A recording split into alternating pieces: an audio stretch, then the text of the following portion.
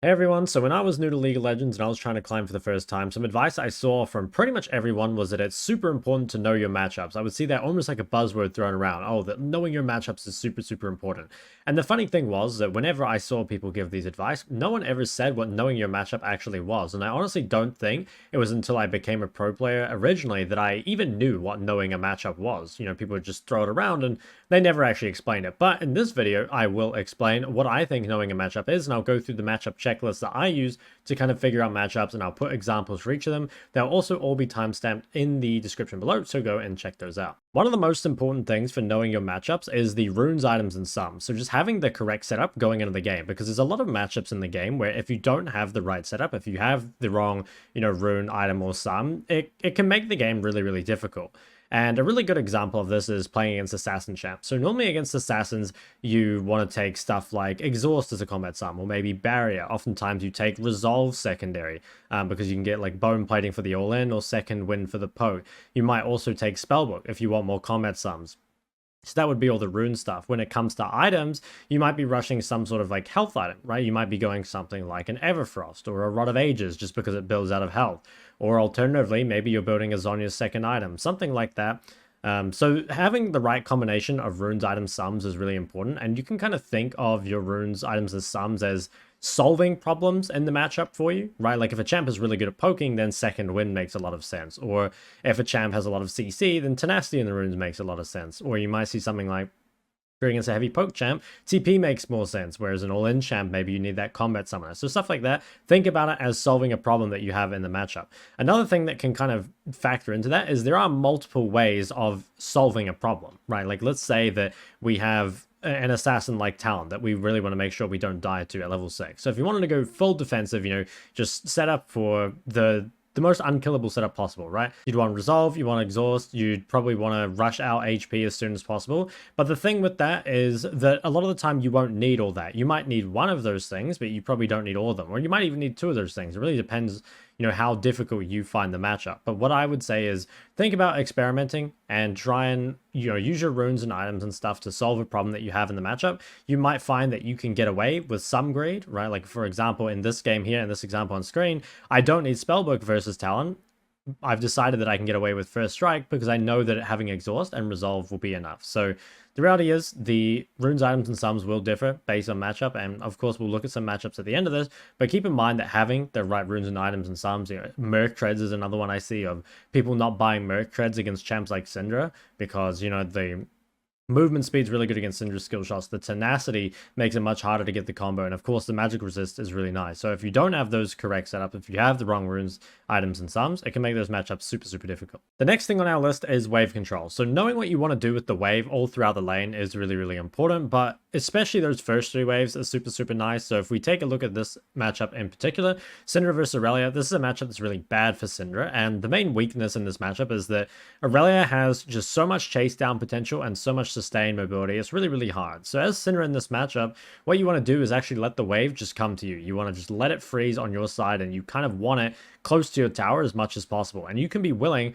to take some damage in order to make that happen. Because the thing is, Aurelia, she can't really dive you, at least not until level 6. So pre-6, as long as the wave is on your side, you're actually completely safe. There are a lot of matchups where if you do have the incorrect wave control, it can go really, really bad. So really obvious ones are if you're playing a melee champ into a range and you try and push out early, a lot of the time the wave will end up frozen against you and you won't be able to farm, or you won't be able to dash onto them or something like that. Another one would be being too close to the enemy's tower when they have really good gank setup. So an example could be something like Fizz.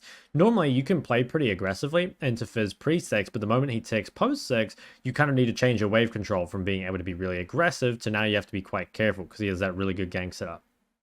You can also, I guess, change your wave control based on, the enemy's objectives in the lane. Like, if you're versus a roaming champ, it's a good idea to try and keep them pushed in a lot of the time.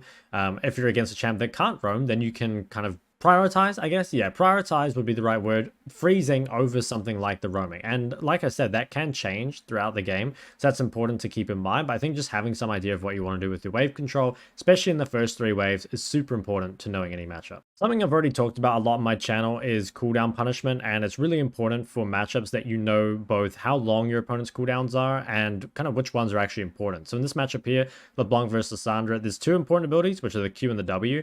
I know that if she uses either, I can look to trade on her, and that's because if she uses Q, the ability that she's putting points in, she's going to lack a lot of damage, and you can see the moment she uses it there, I take a trade, and the trade ends up really one-sided. I also know the W is what is going to allow her to trade damage back to stop me from Wing back, so if that's down, I can also take a one-sided trade that way. There's a lot of matchups where there are those kind of 2 important cooldowns. There's often, one cooldown that's a trading ability and then another one that's sort of supplementary to that, something like a stun or a disengage or something like that. A really common one is, again, like Syndra E. So Syndra E is 18 seconds long, I think it is. So it's a very long cooldown. And it's her only defensive ability in a lot of matchups. So if she doesn't have that up, it's like really easy to trade on her. But it's not where her damage comes from, right? That would be her Q, which is on a 7-second cooldown. So you do need to kind of know, I guess, which ones are important and roughly how long they are. You don't need to know the exact number. Again, I do have a whole video on this already, so I would check out my cooldowns guide, but of course, cooldowns are really important for matchups. The last really big thing we need to know for our matchups is just knowing how our opponent trades and then how we're going to position around that. So an example of a champ like Lux, she kind of trades in a way that you want to stand outside of the minions, right? She's going to throw the E at you, and ideally, you don't want her to be able to hit both you and the creep wave. You want to make her choose. And a champ like Taliyah, you want to be behind the creeps, right? Because the way that she's going to trade is she's going to try kind of poke you with Q, and then if she hits an E, she might try and W you while you're slowed. So kind of thinking about how does my opponent want to trade, and how can I position to avoid that? Some other examples could be almost like positioning with timing. So, for example, when Yasuo or Yone is on that Q3, you know that you need to position a bit further back, right? Because that's the time where they really want to go for a trade. Or another one could be with Talon. Whenever Talon throws out his W, if you get hit by 1 stack, it's not too bad. But if you get hit by 2 stacks, he's immediately going to go on you, right? So there'd probably be a few things there of one, if Talon uses W, you probably need to walk to the side immediately. And then if he does manage to hit it, you really need to position further back if he hasn't already jumped on you. So I think just having a general idea of like, how does my opponent actually trade? Like, what abilities do they use? And then how do I want to position around that? Do I want to be in the wave? Do I want to be outside the wave? Do I want to be behind the wave? Do I want to even be pushing them off their wave? All that sort of stuff can go a pretty long way. Now we'll move on to some extra stuff that I think, while isn't as important, still has a factor in some matchups, but maybe not all of them. So one of those would be base timing. So a really easy way to get ahead of your opponent is to base on a spike that's good for you, but not good for them. So really easy example of this is in matchups where you start longsword as an AD champ, you can pick up a Dirk at 750 gold, whereas your opponent a lot of the time will be an AP champ and they're going to need a Lost Chapter, which is 1100 gold. That's a lot more gold to get, right? So on that spike, on that 750 gold, you can just base, immediately TP back, and you have a lot of strength compared to them, because if they match base, they'll only have components, and if they choose to stay, they'll be laning with, probably only a D-ring or something versus what is a Dirk from you, so you'll have that massive advantage over them. Another example that you might find is the Lost Chapter versus Catalyst. So now that Catalyst costs 1300, for the champs that want to rush out Rod of Ages, if you can base on, again, the Lost Chapter spike, and they don't have enough for the Catalyst, you can look to really hard abuse while they only have components. So it doesn't matter in every matchup, but there is some where this can be kind of important. Knowing what your goals are in the matchup is super important as well, whether that's to scale, whether that's to hit stacks and then look for ganks, whether it's to freeze and set up for your jungler, is it to push and deny them from roaming. In this example here, Fizz versus Jace, it's a very unfavorable matchup pre-6, but once you get post-6, you have a lot more all-in threat, and also it's a fairly easy gankable champ, and you're playing a champ that has a lot of gank set up. Here as well, I was playing with a ganking jungler, so it made it even easier. I think just having some sort of goal in your matchup is really, really important, because a lot of the time, I will see people kind of play too aggressively. At times they shouldn't, when they can just really heavily outscale and they don't need to play aggressive, or maybe they just need to survive until level 5 and then they start winning. But if they've already lost their lane by level 3, then it doesn't really matter, right? So just having an idea of how you want the matchup to play out, just a general goal, goes a really long way. Some matchups have some unique interactions that can change them quite a bit. So in this example here, Syndra versus Pantheon, the Syndra E can cancel Pantheon's dash, which makes quite a big difference to the trades, because if Pantheon manages to get on you, obviously he deals a lot of damage. But if you can keep him off you, if he never has that opportunity to get the damage, you can just poke him down kind of for free. So knowing these unique interactions, again, there's not one in every matchup, but they do make quite a big difference. Some other ones I can think of off the top of my head is the Yone E being used to cancel Zoe's sleep. That can make a pretty big difference. You might have ones like Victor ult cancels channeled abilities. So I'm trying to think of one off the top of my head. I actually can't at the moment, but I'm sure there is some where Victor ult canceling the channel does make a difference. I guess you can cancel Twisted Fate ult, but it doesn't make too much difference to the trade. Stuff like that, though, just those little unique interactions that can make or break a matchup, it's worth thinking about. So by now you should have a pretty good idea of the matchup checklist, and if you want to make it into a list, I'll read it out for you real quick. So the runes items themselves, of course, really important. The wave control at round level 3, level 6, those are common times. The cooldowns, which ones are important and how long they are, how to punish them. Trading and positioning, so how your opponent trades, how you want to position around that, and if you want some extra stuff, the base timings, having some matchup goals, and of course any unique interactions can all go a really long way. So we're going to take a look at 3 different examples here, but real quick before I proceed on to that, I do want to say that laning fundamentals will take priority, right? Even if someone knows the matchup really well, if you're just a stronger laner, you're going to win. And that's because a lot of what you're actually doing in a matchup, and by knowing it, is you are applying the laning fundamentals. So the way you can work out new matchups, and we'll talk about this at the very end, how you learn matchups, but the way I guess you work them out in the first place is just by having those strong fundamentals and understanding that, okay, like these are as important cooldowns, this is how I punish. That's a very fundamental technique that you can, I guess you can rote learn them in terms of knowing every matchup, but it's much easier just to have it as a strong fundamental. Let's take a look at this matchup here. So this is Ryze versus Talon. So let's kind of go through the list and think about stuff we might be thinking. So first off, if you want a really strong defensives, you know, you could go the bone plating, stuff like that. This game, I decided that, okay, I'm going to go for Spellbook. I do want a defensive Sun level 6, but I've decided that I can get away without the bone plating. I believe this game that I rushed Catalyst basically as quick as possible, so I wanted that extra tank stat. And of course, I do have a pseudo combat summoner. Like Ghost is pretty good for this Talon because you can just run away, and also level 6, I can swap to Exhaust. That would be our first thing. Wave control, I've got it on a list here. Again, I'm just going to read through it. So I think versus Talon, you can look to play aggressive in the first few levels. Like, he's not very strong, at least in the first few. So you can look to push the first 3, I'd say, and then you can kind of just let it come back to you. And what that can do is it gives you the opportunity to punish him while he's weak, while also having the wave come back to you. And then you can set up ganks, and you'll also be safe from any sort of aggression that can come out of him. Next thing, and really important for this matchup in particular, is the way of trading. So I've talked about it already in the video, but Talon W is an ability where if you get hit by both sides of it, you are going to take a lot of damage. And I believe there actually is an example of here where I get hit by it and I immediately, realize, and I'm pretty sure I just go straight away because I know I'm about to take 1,000,000 damage. So you can see avoiding the second part of that W is really important. If I can stay out of the creep wave, that's important too, because I want to make him, choose between them. I don't want him to be able to get both. Another one, just like in terms of matchup goal, is to make sure he can't roam. Like, I think that's really important against Talon. Talon is not that great in 1v1 unless he gets fed. But if he does get fed, obviously he snowballs really hard, and it can become really hard to 1v1 Talon later on. You can see here, yeah, I got hit by both parts, and I just ghosted immediately because I knew I was going to take a lot of damage. But yeah, main thing in this matchup, I think just don't die to Talon. Make sure he doesn't get kills from other areas. So trying to keep the wave push when I can is important, but I don't want to die for it, I guess. Like, if I had no flash, I probably still wouldn't, spam push the wave because I would be worried about dying. I just want to avoid Talon snowballing. And again, remember what I said earlier, there are multiple ways to solve problems. So you can solve that with your wave control, you can solve it with your SAMs, or, whatever kind of thing you have like that. Is there anything else from this matchup? I mean, maybe cooldowns. So the thing is, Talon only has one relevant cooldown, which is his W. Everything else is pretty irrelevant.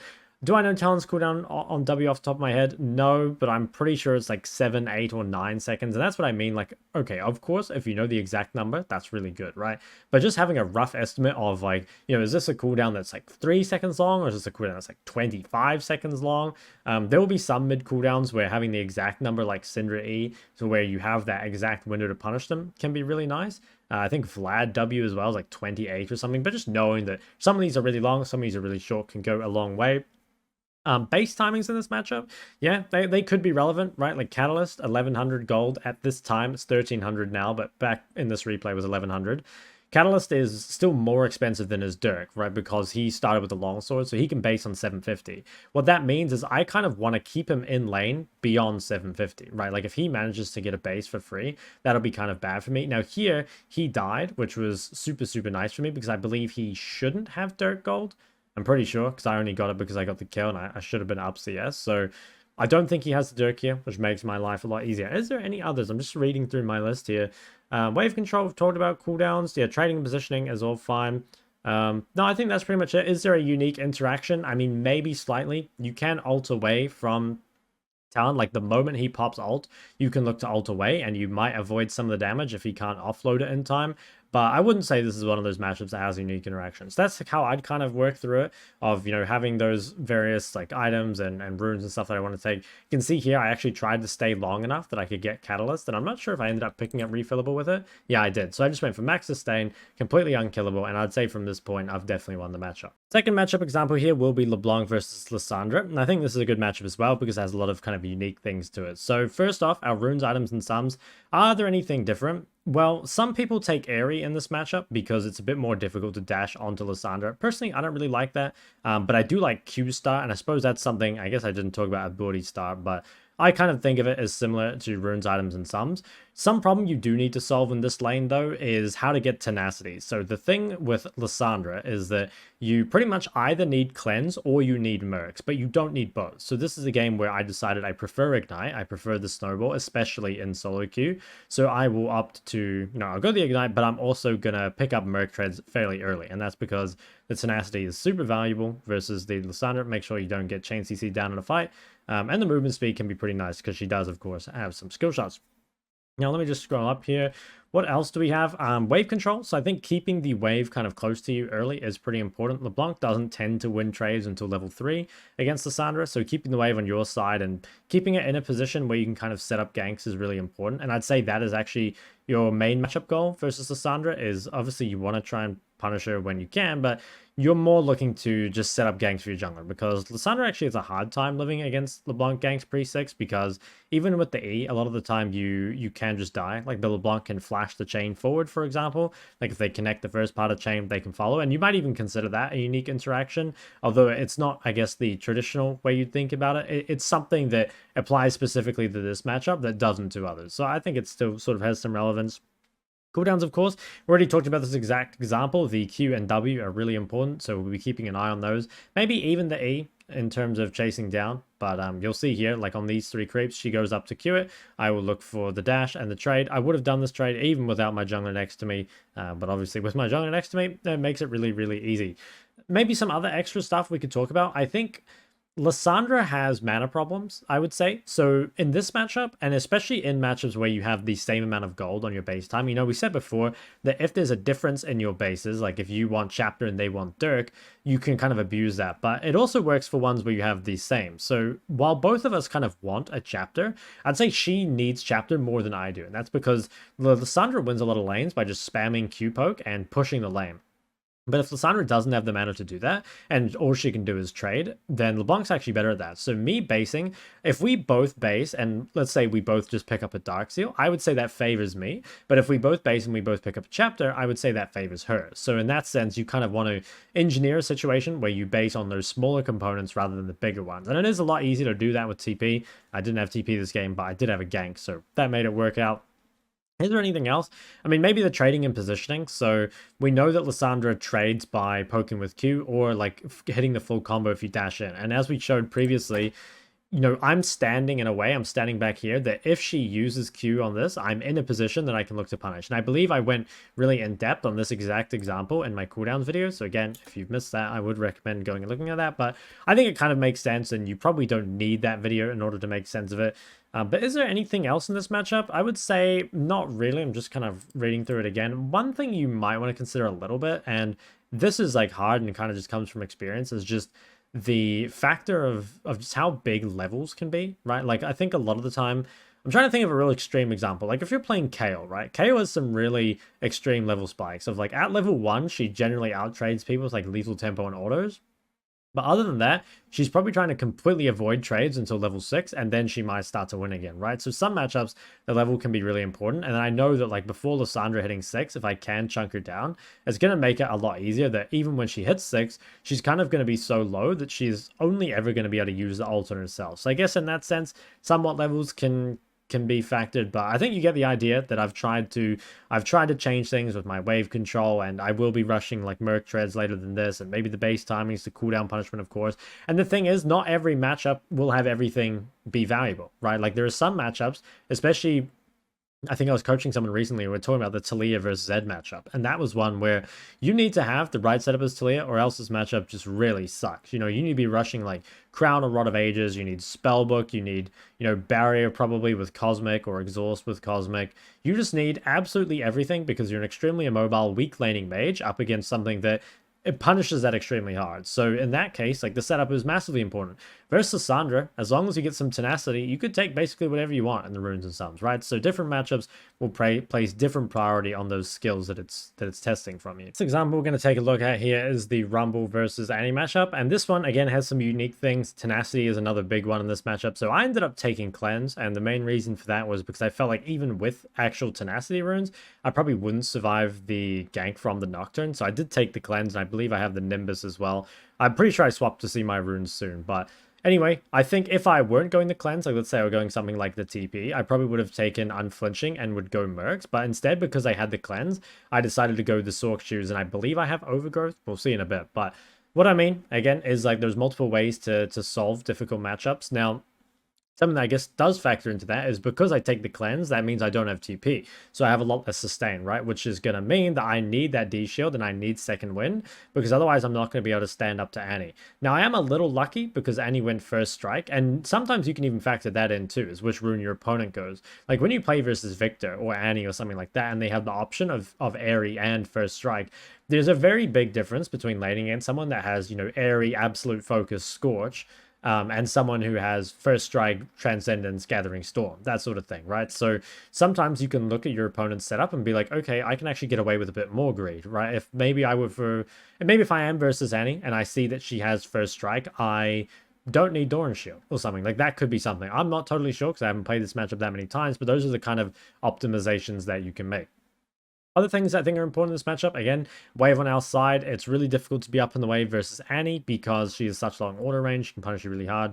And also it's just generally difficult for melee champs to push up in the wave. Some other things, I think the stun cooldown is the main one in this matchup. So the actual ability cooldowns aren't too important. We're more taking a look at her bar, which is sort of a cooldown. You know, I know it's a charge system, but it's tied to her ability cooldowns essentially, right? So mainly looking at that I think is really, really important. I guess some other things that are maybe unique to this matchup is I don't have mana, which can go a long way, right? I have heat, of course, and this was before Rumble had 150 heat, but that can be a factor. There are some matchups where you can outlast your opponent. You think of champs like Aurelia versus mages. A lot of the time they will run out of mana before you run out of health, which can be a secondary resource to attack, I suppose. Here, you can see I'm using the shield to sustain the poke. That could be something as well, as trying to trade when you have your shield up. Something like that. So there's a lot of extra stuff, I guess, you can think about. Really, you can take matchups a really long way, right? They're as in-depth as you want them to be. Is there anything else really big here? I guess one thing might be that again, it's a bit unique, but trading sums is probably better for me. Like when Annie has no flash, she's really vulnerable, whereas I think a Rumble with no flash, still vulnerable, but has a bit more disengage, right? Has a shield, of course, and movement speed steroid. Actually, I guess Annie has those too. But normally when I think of Annie, I think that she's pretty vulnerable when she's immobile, of course. So, I don't know. It could be something you think about. Maybe it doesn't apply as much to this matchup. I guess a really obvious one that there used to be is at Worlds, I think it was 2019 when Doinby was playing it, they used to play Rumble Jarvan versus Syndra, and the Rumble would just trade flashes with the Syndra because you know that if you're playing against a Jarvan and you don't have flash, you're pretty much dead, especially if there's a Rumble alongside it, right? And that could be something you think about. Of course, how the jungler affects the matchup. I'll talk about that a little bit again at the end, but yeah, sometimes trading flashes can be good. let's just read through what I've got for this matchup specifically. So we talked about tenacity, wave and outside, the stun cooldown. Sometimes you need to know like kind of what trades you actually want. So we talked about kind of how your opponents trade, but sometimes you might want to take really long trades, right? Like if you have better sustained DPS than your opponent, you probably want long trades. Whereas if you have, poor long trades, you might want to burst trade and then disengage. Like if you're playing something like LeBlanc versus Cassio, you really want that trade to be short. But if you're playing, I don't know, LeBlanc versus Fizz, you actually might want the trade to be long, because after Fizz runs out of damage, you can just chase him down with autos or something like that. I guess some matchups too, you might just want to poke. Like this is actually one of those matchups where for the most part I am poking unless she uses one of those cooldowns. But I think this is basically it for this matchup. I don't think there's anything else that's special. I guess maybe when she has Tibbers versus doesn't, it's pretty important. Like I'd say a post 6 Annie is more reliant on ult than a post 6 Rumble is. Right, like a QWE Rumble can be pretty strong. So at this point, I'm just kind of throwing out ideas that you could think about for matchups. I think I've kind of already covered everything. So I'll move on to my final thoughts about how to learn matchups and stuff like that. So some final thoughts and some questions I know you guys are probably going to ask me. The first one will be, like, I guess, where do you find your replays and stuff like that? So there's a few ways. One, you can just go to YouTube and type in something like, Syndra versus Jace pro replay, or Syndra versus Jace KR pro replay, or you can write your favorite pro player like Syndra versus Jace rookie or something like that. I'm sure you can find some. You can also go to OPGG. So if you find someone like Faker, you can go to their match history and you can just click this button here in order to download a VOD, and then you can, open that and watch it. You can also just copy their runes and sums from here, which might not tell you everything about the matchup, but it's probably going to be better than what you guys are doing, at least most of the time. You can come to Games of Legends, which is this site here, and if you do want to search a certain champion, so like Trist, I guess, is a really common one right now, you could come here, you could filter by mid when this loads, and go here, filter by mid, and then go to the match list. And what we could do is just look at the matchups and see if they are building any certain items, taking different runes. Tristan's probably a bad example because she takes, the same runes pretty much all the time. But this is kind of what I would do, and it's good to kind of gain, I guess, multiple opinions, right? Like you might find that this person on YouTube does this, and, this guy in this game did that, and maybe Faker does something else. So it just gives you some ideas, and maybe you can think about like what's good and what's bad. And I mean, if you can't think for yourself, then you can just copy one of them, and to be honest, it's going to be good most of the time. Another thing is, I normally don't focus on learning too many matchups at a time. Like I think I notice a lot of people overreach and try and learn a lot, but that's a really good thing about one tricking or keeping your champ pool small, is like if you just learn, say, one matchup a day, in just a couple months time, you're going to know basically every matchup you're ever going to play against in rank. Like it's pretty unlikely that you verse more than that, and a lot of the time there's only, say, 5 to 10 meta mids, and I guess if you're low elo, the meta might be a bit different. They might play whatever they want, but I think in that case, then just applying a strong laning fundamentals will go a long way. But yeah, I think having a goal of learning one match per day would be pretty good, and maybe you could write it up in a matchup sheet or something like that. I guess a couple other things that you guys might ask, so I'll try and answer them here, is what if a matchup plays out differently than it should? And that's a very good question, because a lot of times matchups do play out differently than they should, because your opponent, misplays, or a jungler interferes, or a level 1 happens.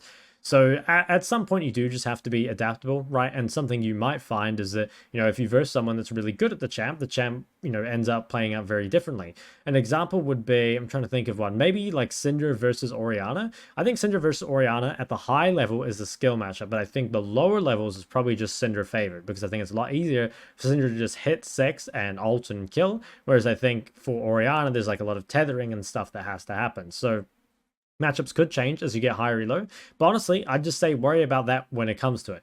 Just focus on how it feels when you play against it and what you see when the pros play those matchups, and then just try and do your best, right? Because I think at the end of the day, like I've said many times, the laning fundamentals are more important, but you can gain that extra edge with the matchup. So I'm pretty sure that's going to be everything for this video. Hopefully I did it justice. Again, it was something that really frustrated me when I was new to League of Legends, because I felt like no one explained it whatsoever. But yeah, that's going to be it. If you do have any questions, leave them in the comment section below. If I don't reply there, which, to be honest, I'm pretty lazy when it comes to YouTube comments, come to my stream, twitch.tv/ShokLol, or come to my Discord, which is a link in the description, and check out one of those. Alternatively, you can just DM me on Discord. I don't mind that either. But thanks for watching, guys. I'll see you in the next one.